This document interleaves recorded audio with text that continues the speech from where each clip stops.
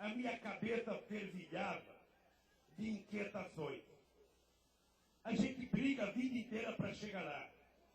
Mas quando a gente chega, a gente percebe que o tamanho da responsabilidade é de tal envergadura que a gente começa a ficar com dúvidas se a gente vai conseguir realizar o sonho que nos levou lá ou se não vai conseguir realizar. Não foram poucas as horas de inquietações, as conversas com Marisa, as discussões e os problemas econômicos que esse país tinha. Vocês sabem que quando nós chegamos no governo, este país não tinha dinheiro para pagar as nossas importações. Este país não tinha credibilidade internacional. Este país tinha 30 bilhões de dólares de reservas que foi emprestado pelo FMI. Este país não tinha superávit na balança comercial, ou seja, a gente exportava mais, exportava menos e importava mais. E esse país, desde a década de 80, a gente só ouvia falar em desemprego.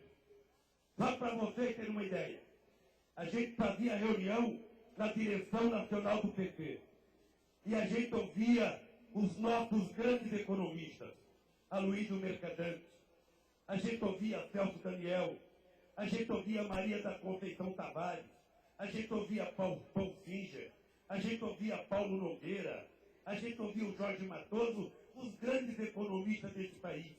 E cada vez que terminava uma reunião, a situação era tão grave que eu falava, puxa vida, em que rascada que esses companheiros me meteram. Ou seja, me colocaram para governar um país e eles próprios dizem que não tem jeito, que o país vai quebrar. E aí prevaleceu uma coisa que a gente não aprende na escola. Prevaleceu uma coisa que a gente aprende na vida. A lei da sobrevivência.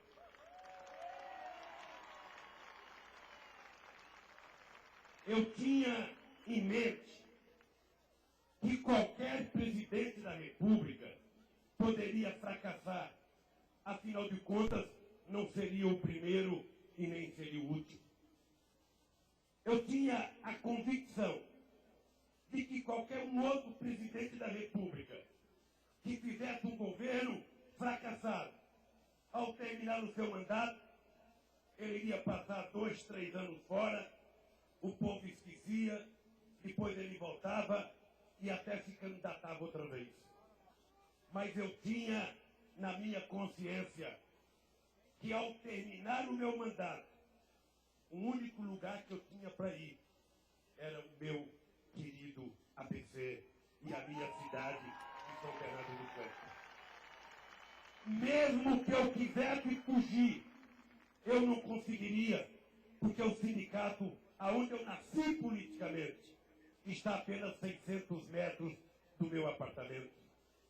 Eu, se quisesse fugir, não poderia, porque às vezes acordo 5 horas da manhã com os dirigentes sindicais, liderados antigamente pelo Vicentinho, pelo Meneghelli, pelo Guiba, pelo Marinho, pelo Grana, gritando na porta da Volkswagen, gritando na porta das empresas, e a gente acordava com um barulho, e eu ficava pensando, por que esses companheiros não vão gritar na porta das casas dele para não acordar a gente que está aqui dormindo?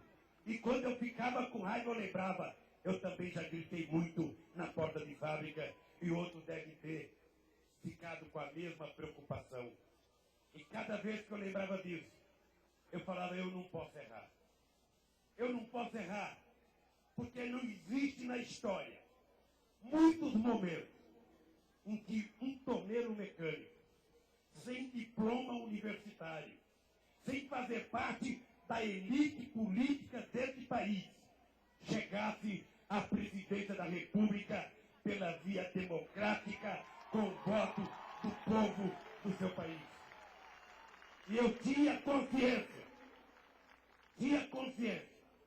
que se eu desse errado, ia demorar mais 150 anos para que um trabalhador pudesse levantar a cabeça e dizer, eu quero ser presidente da República.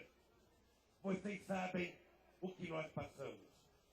2003 foi o ano mais difícil do ponto de vista administrativo.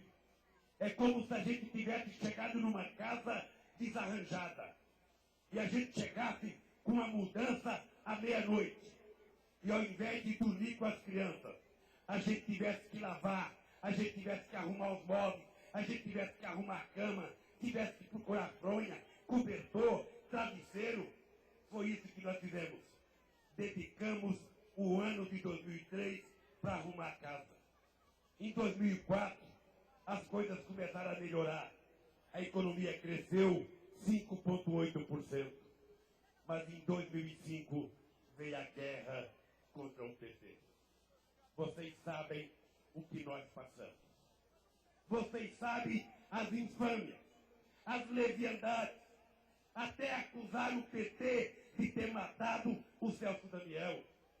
Vocês sabem quantos companheiros nossos foram crucificados antecipadamente.